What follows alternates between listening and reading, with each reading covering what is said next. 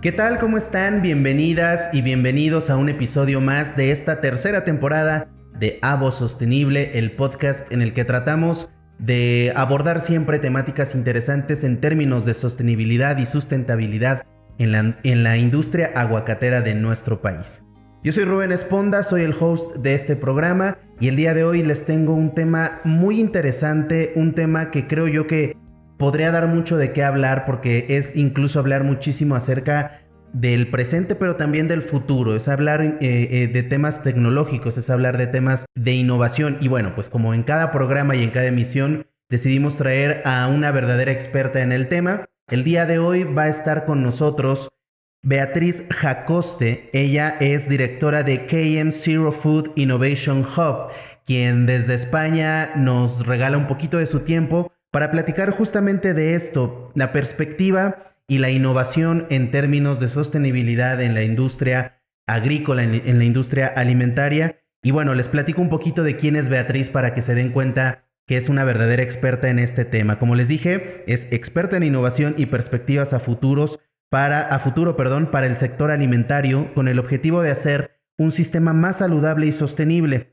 Su área de expertise abarca temas tan importantes como la reducción del desperdicio alimentario, la gestión del agua, la biodiversidad y la reducción de emisiones en la cadena alimentaria. En KM Zero se creó F-Talks, es una iniciativa anual para discutir las tendencias y desafíos, así como también las disrupciones en el ecosistema alimentario internacional a través del networking, charlas y paneles. Beatriz también tiene experiencia en investigación etnográfica para identificar tendencias en el sector hospitalario, así como sus mejores prácticas. Así es que bueno, pues Beatriz Jacoste, directora de KM Zero Food Innovation Hub, gracias por estar aquí en Avo Sostenible, bienvenida. Muchas gracias por la invitación, Rubén, encantada de compartir todo lo que hemos ido aprendiendo estos años con vosotros. Muchísimas gracias a ti y bueno, me parece muy interesante y muy importante que estés aquí porque hablamos mucho del calentamiento global, ¿no? Todo el tiempo llevamos ya muchos años con este tema, aunque todavía hay gente que no cree y que no está de acuerdo, pero bueno, ese es otro tema. Pero el calentamiento global también tiene que ver con lo que comemos, también tiene que ver con nuestros alimentos, el tema de nuestros desperdicios, el tema del agua que consumimos para distintas cosas en nuestro día a día. Y tiene que ir justamente con esto, ¿no? Entonces me parece que la preocupación por el calentamiento global, si bien se ha intensificado, también es crucial para entender nuestras elecciones en el día a día respecto a nuestra alimentación. Antes de iniciar con este tema, me gustaría que tú le platiques un poquito a la gente tu experiencia, cómo llegaste a donde estás ahora en términos laborales y cómo surge tu interés en este ámbito. Claro, Rubén. Bueno, desde un punto de vista de interés o pasión personal, siempre la gastronomía y la alimentación me ha gustado muchísimo. Pero en realidad caí en este sector un poco por casualidad o por suerte. Siempre creo que es una gran fortuna que haya llegado a conocer esta industria porque me parece la que más impacto tiene en el mundo, en las personas, y realmente no me imagino haciendo otra cosa. Pero realmente yo empecé mis estudios en relaciones internacionales y tenía pensado trabajar en temas de desarrollo, en temas de relaciones entre países, diplomacia. Y realmente lo que estoy haciendo hoy en día, aunque parezca alejado, la geopolítica está muy, muy ligada a la alimentación. Entonces, quiero pensar que esos estudios que hice en su día sí que sirvieron y en la actualidad me ayudan a comprender pues, cómo guerras como las que estamos viviendo, crisis a nivel climático, a nivel de conflictos, pues todo esto afectan en gran medida a nuestras cadenas de suministro. Y hace unos años pues dejé mi trabajo de temas muy estrictamente ligados a la diplomacia y la política para empezar a trabajar con niños. Y empecé a trabajar con niños en clases de cocina. Y todo esto vino porque empecé a hacer un voluntariado en un banco de alimentos y me interesó tanto, me apasionó tanto el poder que tiene la comida de influir en las personas, pues que dejé todo por dedicarme a esto, y poco a poco pues fui conociendo organizaciones que me fueron dando las competencias profesionales, y de hecho pues luego hice un máster en tecnología de alimentos para realmente poder abordar la labor que estoy haciendo hoy en día. Qué interesante, ¿no? Porque muchos amamos comer, pero no nos ponemos a pensar muchas veces en todo lo que está alrededor de esta industria alimentaria, ¿no? En términos corporativos, en términos agrícolas, en términos incluso de la innovación. Me parece muy, muy interesante. Ya lo decía yo al inicio, eres directora de KM Zero Food Innovation Hub, pero me gustaría que nos platiques un poquito qué hacen ahí, cuáles son tus funciones, a qué se dedican, para que la gente entienda un poquito, pues, tu puesto de trabajo. Espero que algunos de los oyentes sí que conozcan lo que hacemos, porque llevamos 2 años haciendo un congreso en México, y sí que tenemos pues a parte de la industria que es asidua a nuestro encuentro. Entonces espero que nuestra organización ya vaya sonando por México, porque es un país con el que realmente queremos tener un acercamiento. Pero nuestra organización, por sintetizarlo, es una comunidad de personas que están mejorando el mundo a través de la alimentación. ¿Cómo se materializa esto, ¿no? Esto que parece una visión muy abstracta. En concreto, tenemos un programa de apoyo a startups, es decir, un programa de apoyo a emprendedores que tienen ideas, soluciones y tecnologías aplicables a la alimentación. Entonces, nosotros recibimos las solicitudes de estos emprendedores para trabajar con nosotros y con todas las industrias que están ligadas a nuestra comunidad.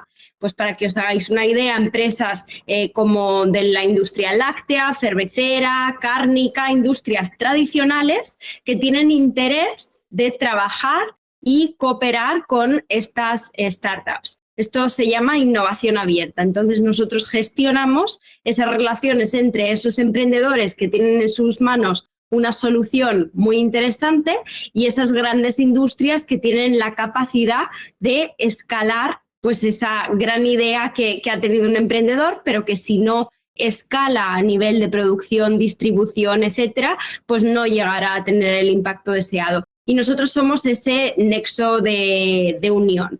Eso, como decía, por una parte es nuestro programa de innovación abierta, en el que también hay inversión. Tenemos fondos de inversión ligados para que esos proyectos emprendedores que necesitan capital para montar sus equipos de personas, para montar sus industrias, sus fábricas, pues que tengan los recursos necesarios para poder ejecutarlo. Y por otra parte, tenemos una gran vocación de difundir todo este conocimiento, porque, como ahora veremos, es urgente que cambiemos la forma en que estamos produciendo y distribuyendo los alimentos.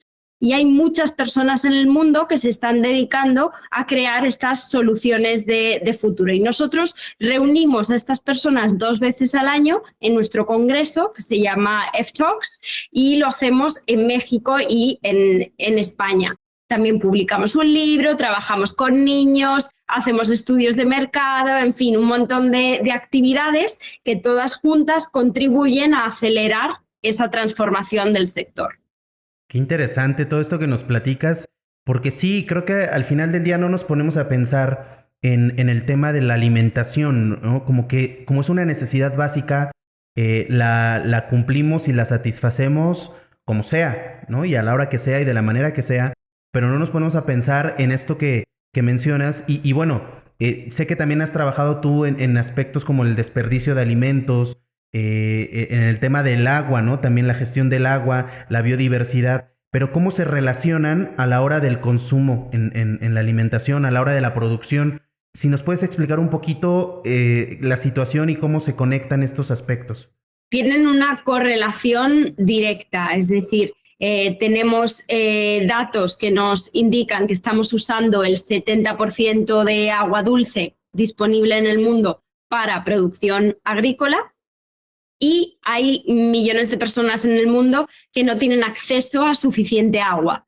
Lo mismo pasa con la producción y desperdicio de alimentos. Tenemos 1/3 de todo lo que producimos lo estamos desperdiciando y esto evidentemente genera emisiones, además de mucho esfuerzo y mucho trabajo pues, desperdiciado.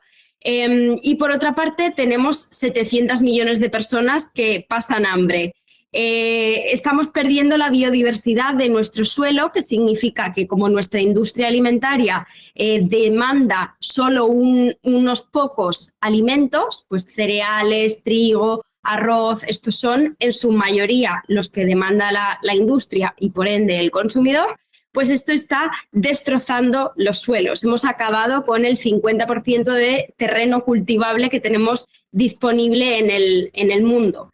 Y esto lo que hace es que nuestro suelo, además de proporcionar alimentos peores que en el pasado, es decir, no tienen las mismas características nutricionales, no tienen el mismo valor que tenían hace unos años, pues el suelo está enfermo, no es capaz de absorber el nitrógeno de la atmósfera, por tanto, pues igual, no es capaz de revertir las emisiones que estamos generando y, por tanto, en la subida de temperaturas. Esta subida de temperaturas hace muy difícil la producción de ciertos tipos de alimentos, como el aguacate incluso. El aguacate es uno de los alimentos que más agua necesita para producirse, muy lejos de lo que necesita la vainilla, por ejemplo, que para producir 1 kilo de vainilla necesitamos 126.000 litros de agua, pues cifras así que hacen que sea absurdo el sistema actual de producción y distribución de alimentos. Esto es así porque en 2050 vamos a tener una población de casi 10.000 millones de habitantes. Eso significa que aunque quisiéramos seguir comiendo lo mismo y seguir produciendo de la manera que lo estamos haciendo, no tenemos suficientes recursos naturales, no existen mundos suficientes para poder hacer esto. De hecho, si todos viviéramos como en los países occidentales, estaríamos necesitando 4 mundos para poder abastecer todas esas necesidades. Por eso, pues estudiando este tema ya que llevamos 10 años, pues entendemos que está roto nuestro sistema alimentario, que tiene consecuencias muy negativas en el clima y en la salud de las personas, y por eso estamos incentivando y motivando a la industria a tomar pasos. Creo que aquí aplica un poquito esto de no porque se haya hecho de una manera durante tantos años quiere decir que es la mejor manera de hacerlo, ¿no? Y que estamos en constante cambio, el mundo va cambiando, las tendencias van cambiando y nuestras necesidades también van cambiando.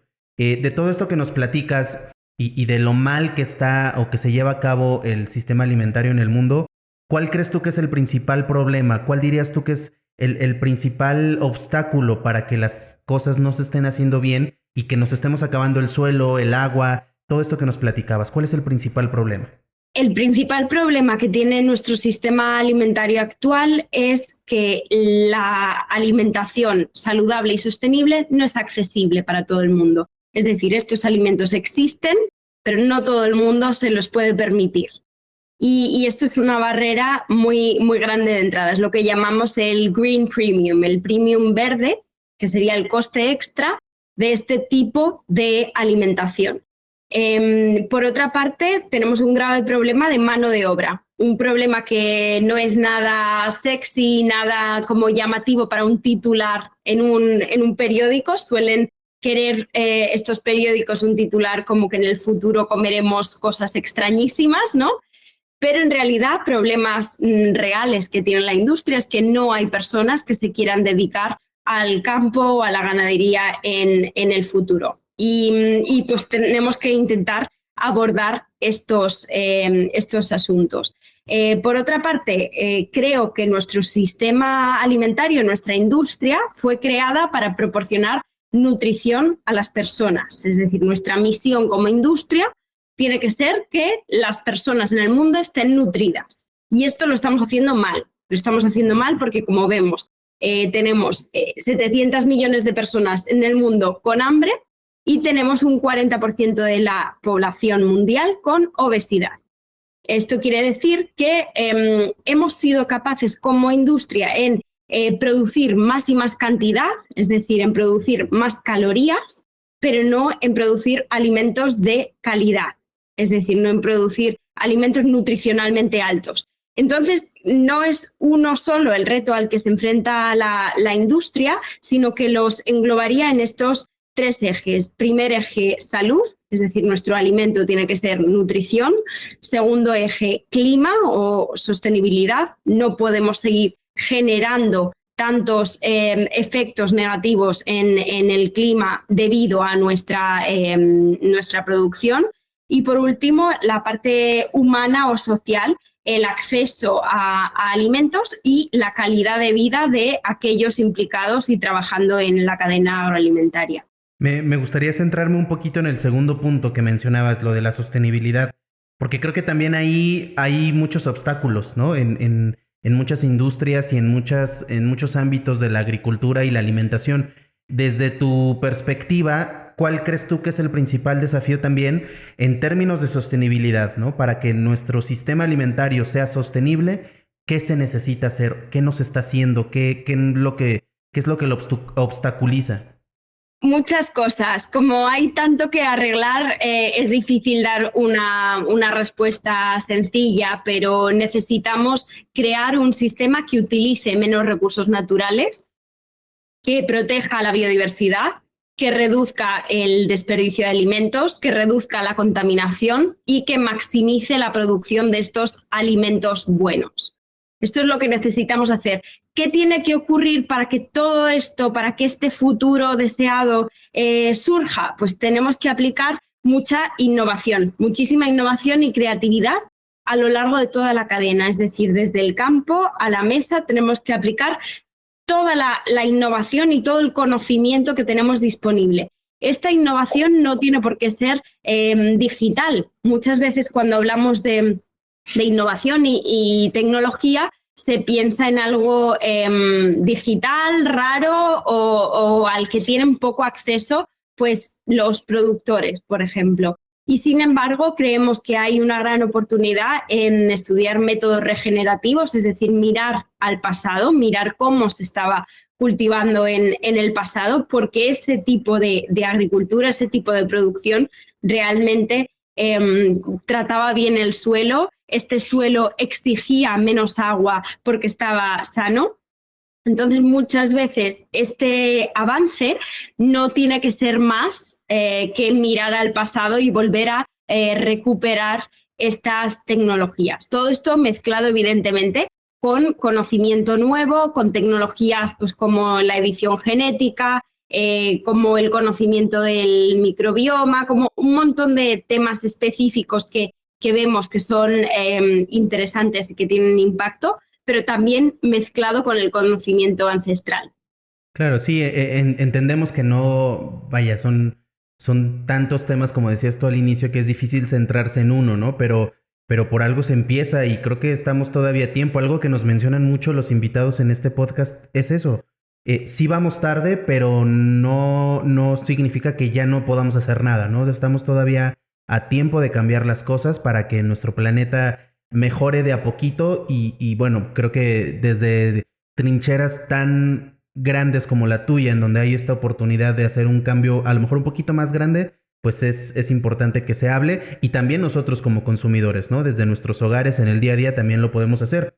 Algo que se menciona mucho en este tema y que seguro a la gente le va a sonar, le va a parecer conocido el término es esto de las emisiones del carbono, emisiones de carbono. ¿Nos podrías explicar qué son y cómo es que en la cadena de suministro de alimentos es que se presentan, cómo podríamos evitarlas y qué se tiene que hacer para evitar estos daños?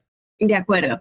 Bueno, las emisiones de carbono son las emisiones de efecto invernadero, es decir, los gases que estamos manteniendo dentro de la atmósfera, que en el pasado, por una parte, se podían secuestrar más este tipo de gases en el suelo, porque el suelo, como digo, estaba sano, estaba vivo y por tanto podía absorber más cantidad de estos gases, más cantidad de nitrógeno y por tanto había menos gases en la atmósfera.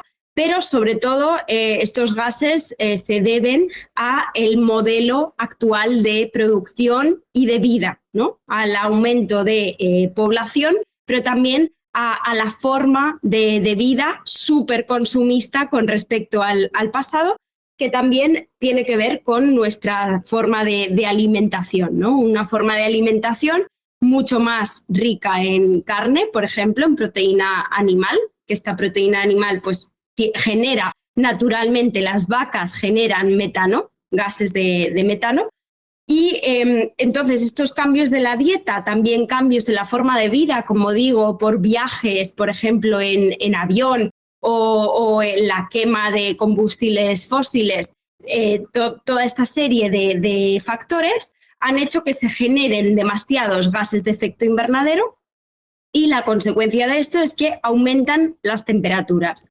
Si aumentan las temperaturas, pues hay muchas consecuencias negativas a nivel climático, pero en nuestro sector algunas de las consecuencias serían la deforestación, las lluvias, las floods, las tormentas, pues el exceso o defecto de agua, es decir, condiciones climáticas extremas que hacen imposible la producción normal de alimentos, ¿no?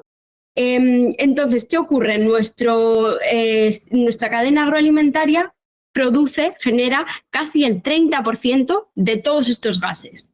Es decir, si vemos qué está generando estos gases, una gran parte viene de nuestra industria agroalimentaria.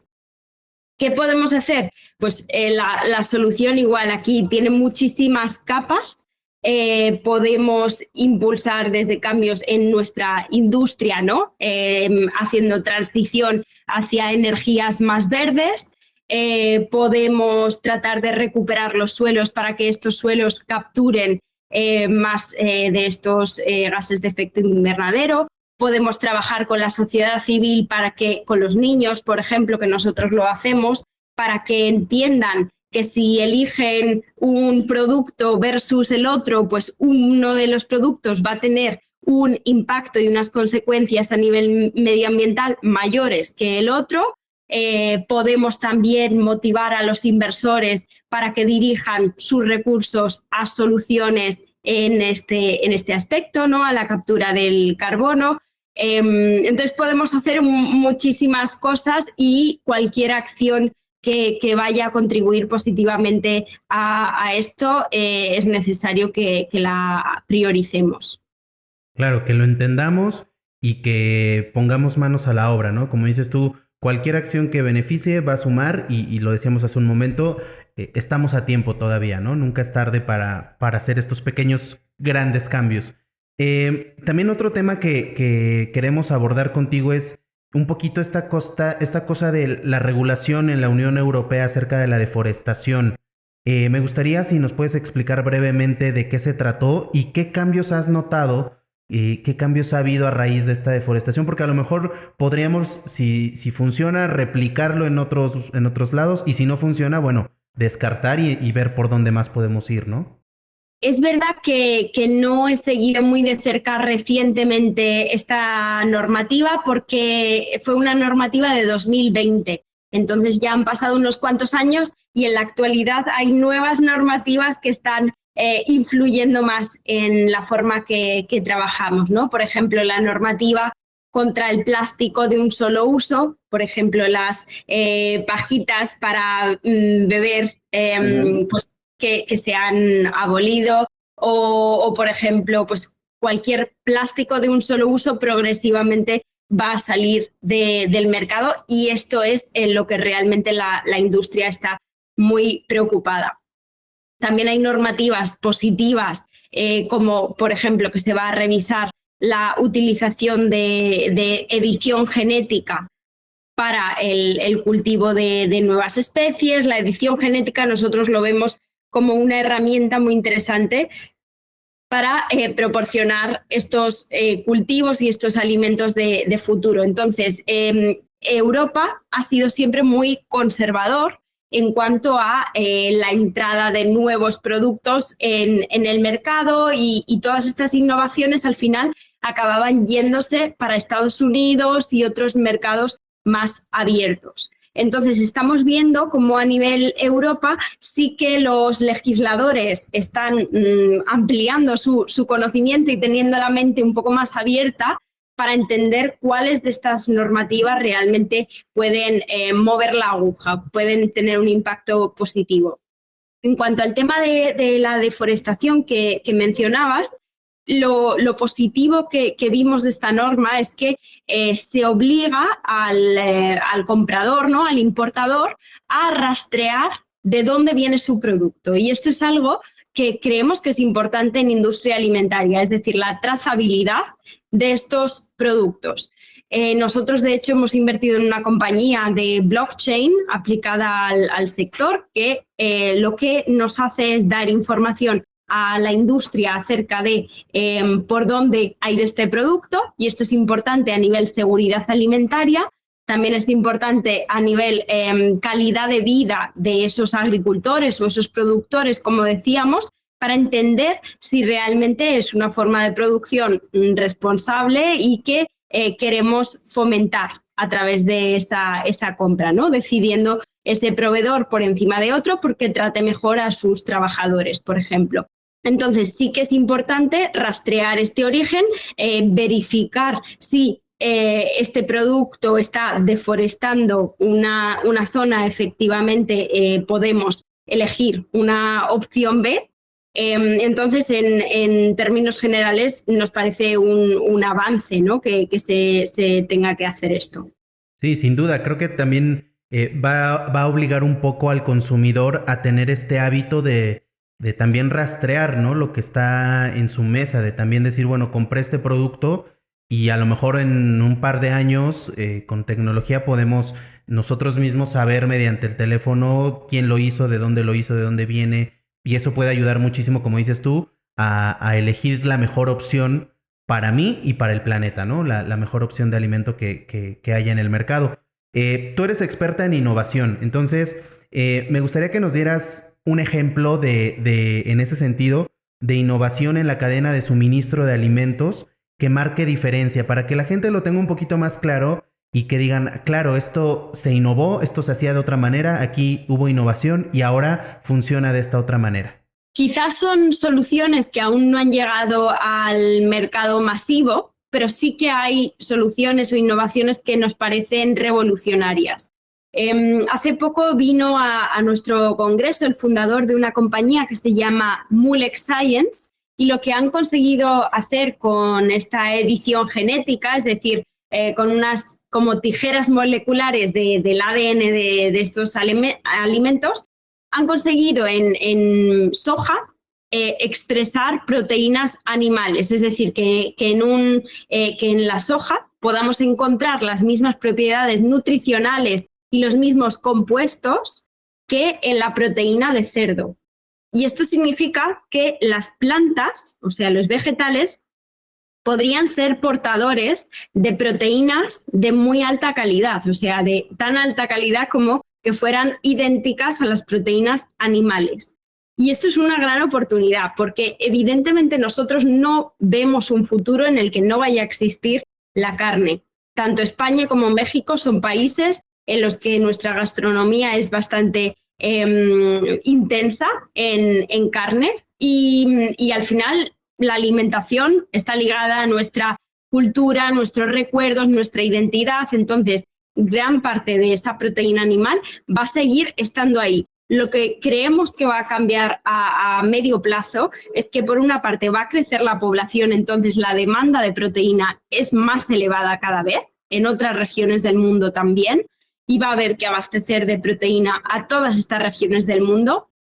Y por otra, que quizá el porcentaje o el número de veces a la semana que comamos estos productos va a disminuir y podemos sustituirlos por otros que también están ricos, que son buenos nutricionalmente, es decir, que nos podamos comer un taco que esté igual de bueno y al mismo precio, pero que se haya elaborado de otra forma que requiera de menos agua, de menos emisiones, todo esto de lo que estábamos hablando. Y de hecho, en nuestro evento en México, la última edición, tuvimos un concurso de startups, una competición y hubo una empresa que presentó su solución que se llama Propel Foods y lo que han conseguido desarrollar es carne como carne mechada, como carne que se usa para los tacos, pero solo de base vegetal, pero el consumidor no lo percibe, ¿no? Y esto es para nosotros muy importante. Cualquier innovación tiene que ser sensible con la cultura y con el paladar de las personas, porque si no, por muy innovador, muy sostenible o muy saludable que sea, no va a funcionar. Si no está rico, no va a funcionar. 100% de acuerdo. Sí, creo que ahí ese tema me parece muy importante, ¿no? Esto que decías de ser sensible con la cultura y con el paladar del país y de la zona geográfica a la que vaya enfocado cada producto, porque justo puede ser el alimento más saludable del mundo y tú sabes que te va a hacer bien, tú sabes que lo necesitas, pero si no te sabe a lo que quieres que te sepa, no lo vas a consumir. No sé cómo sea en otros países, pero en México tenemos mucho este problema, ¿no? Entre comillas, de decir, pues sí, pero yo quiero mis tacos, yo quiero mi carne, yo quiero el pastor, yo quiero lo que yo sé comer, ¿no? Entonces creo que esto, como dices, cualquier innovación que ayude es buena. Y si además es sensible con esto de la cultura y el paladar, donde yo no me estoy dando cuenta que estoy consumiendo algo mucho más saludable y sostenible y no me doy cuenta porque me sabe exactamente igual de rico, que además me nutre más, pues sin duda yo lo consumiría, ¿no? Y creo que eso puede ayudar, porque también tenemos ya como estos tabúes y prejuicios de que lo saludable es más caro, lo saludable no sabe tan rico, lo saludable son puras plantas y no tiene que ser así necesariamente. Entonces creo que eso también va a ir ayudando a romper un poquito los hábitos, los prejuicios, que es algo muy complicado, y creo que esto puede ir de la mano y podemos ir creciendo juntos.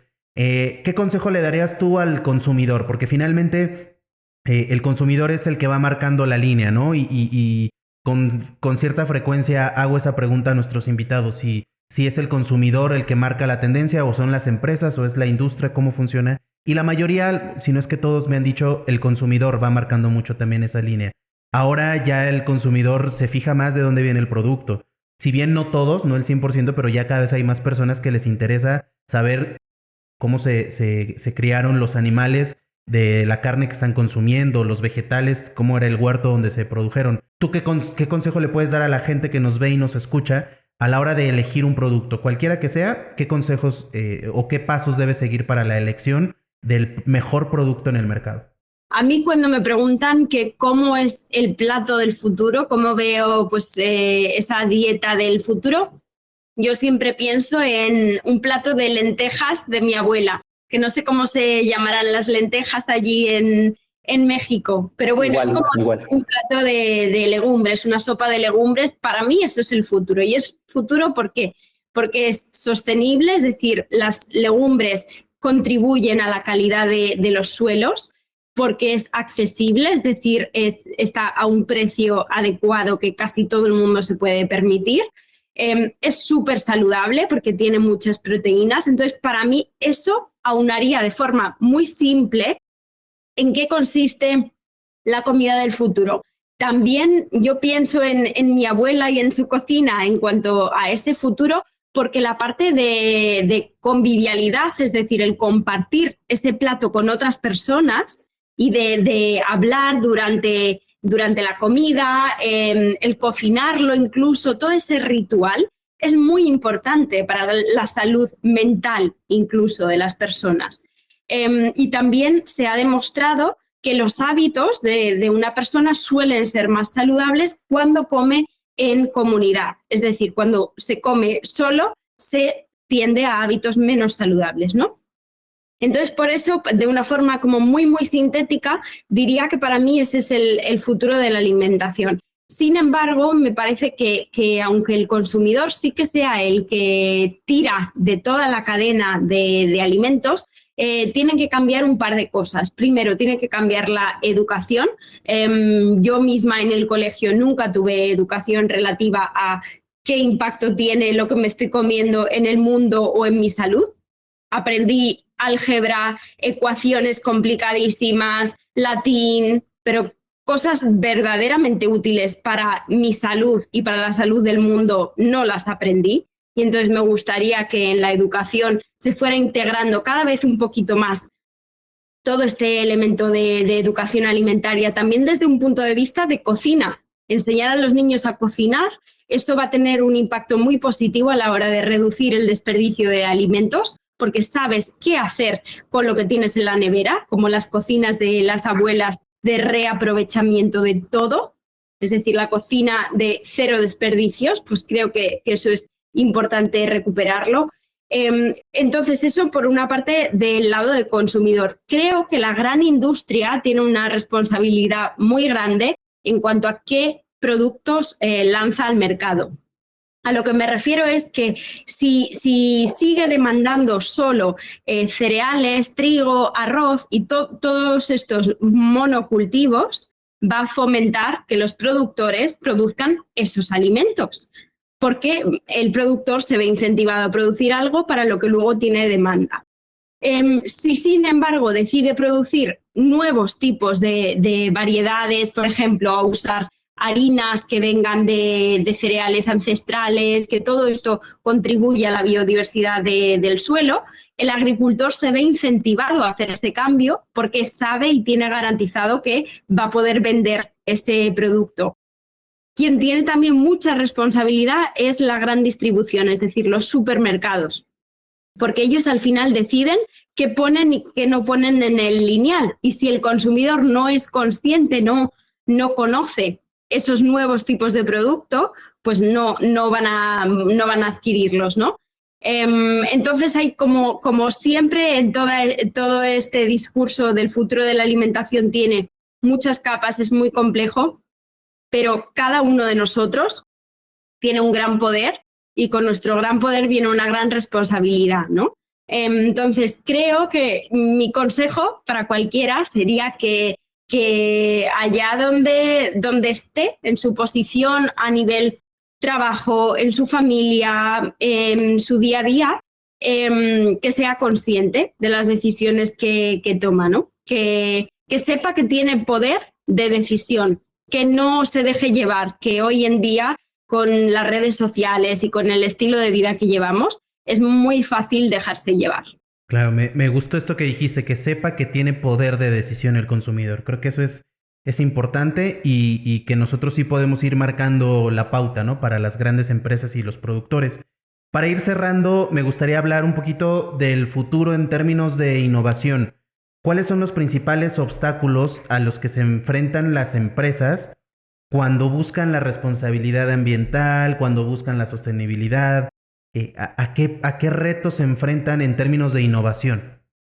Primero, el acceso a capital, ¿no? Nosotros que trabajamos con emprendedores, pues siempre tienen dificultad a la hora de convencer a un inversor, a un fondo de capital riesgo, de invertir en nuestro sector, porque nuestro sector tiene otros tiempos diferentes al mundo digital. Las startups en el mundo digital en 2 años pueden crecer por 10, pueden demostrar que llegan a millones de personas y pueden evolucionar mucho más rápido porque no tienen que montar infraestructura, ¿no? Lo que llamamos CAPEX, no tienen que montar grandes estructuras.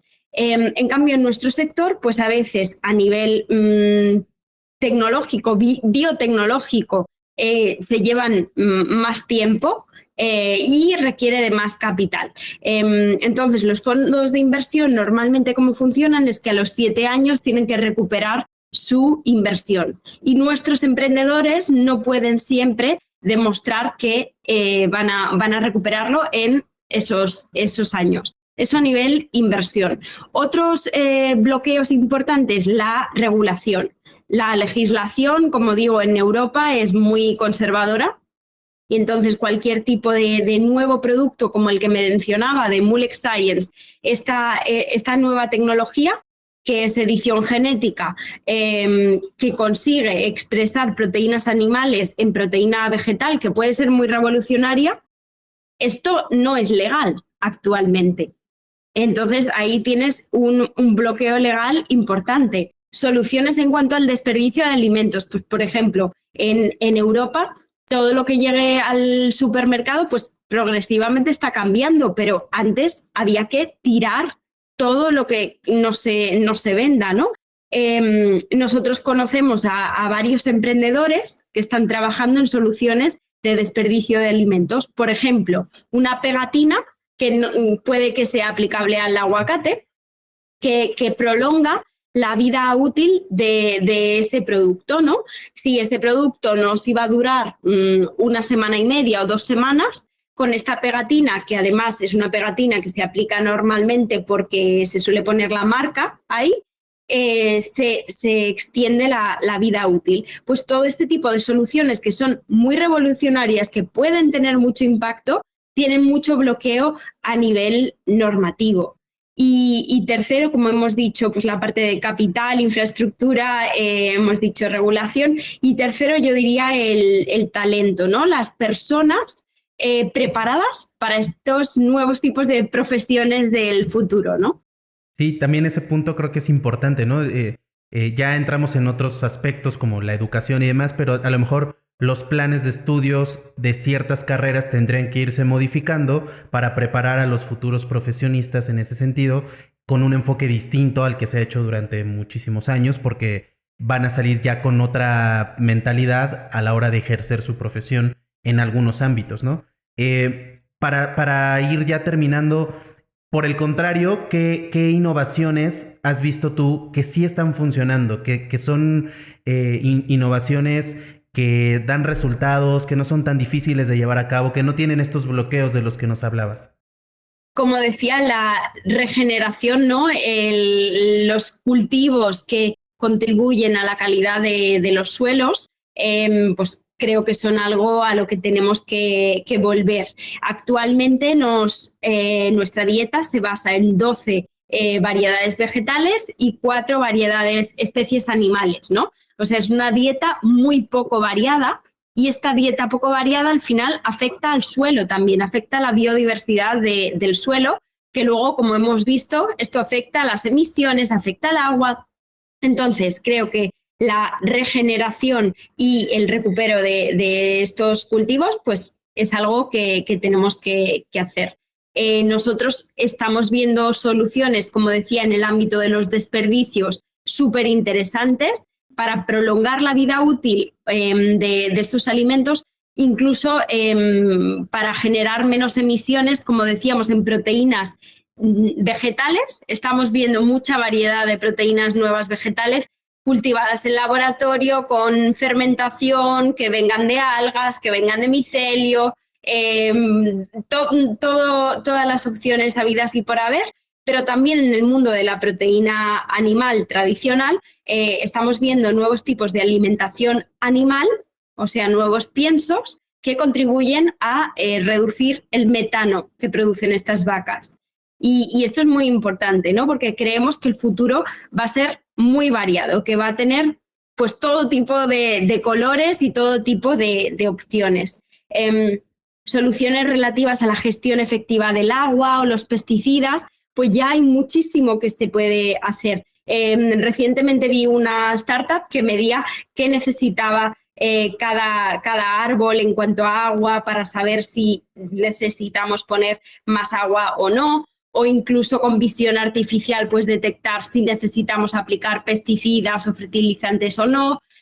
Pues todo este tipo de soluciones. A nivel envases, que no hemos hablado mucho, pero a nivel nuevos tipos de materiales, hay muchas oportunidades. Como decía, a nivel mano de obra ya estamos viendo robots que automatizan la recolecta de todo tipo de cultivos. Estuve en México pues hablando con productores de berries o de otros tipos de cultivos que son muy difíciles de automatizar porque son muy pequeños, porque no suelen ser aptos para robots. Pues estamos ya viendo soluciones en ese ámbito. Así que tenemos mucha esperanza porque sabemos que existen muchas personas muy listas en el mundo que ya están trabajando en todo ese tipo de soluciones. Sí, creo que el futuro pinta muy esperanzador.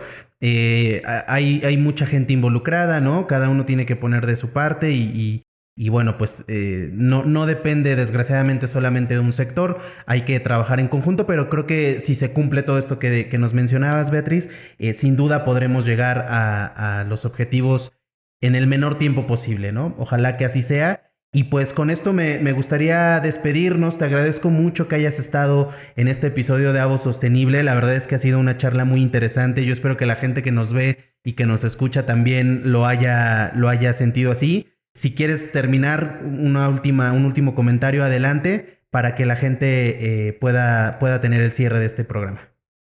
Perfecto. Bueno, pues un placer para mí también. Ha sido una conversación muy divertida, intensa, que espero que haya dado un poco de luz acerca de ese futuro, y únicamente invitar a todos los oyentes a seguir KM0 y también a acompañarnos en nuestra siguiente edición de nuestro congreso en México, que tendrá lugar seguramente en junio de 2024. Perfecto, pues ahí estaremos pendientes para que la gente que le interese esté también ahí presente. Muchísimas gracias, Beatriz Jacoste, directora de KM Zero Food Innovation Hub. Te agradezco mucho tu presencia aquí. Gracias, un saludo.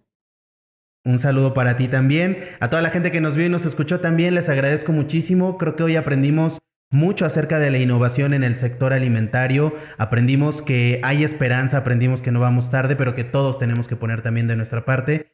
Como en todos estos temas de sostenibilidad y de producción alimentaria, así es, no podemos hacerlo solos, pero con un pequeño cambio que hagamos, con tantito interés que le pongamos, creo que podemos lograr mejores resultados cada uno desde nuestro lugar y así poder tener un mundo mejor. Así es que bueno, pues muchísimas gracias a todos. Yo soy Rubén Esponda y los invito a que vean los episodios anteriores de este podcast y también que estén pendientes de los que están por venir. Muchísimas gracias, hasta la próxima.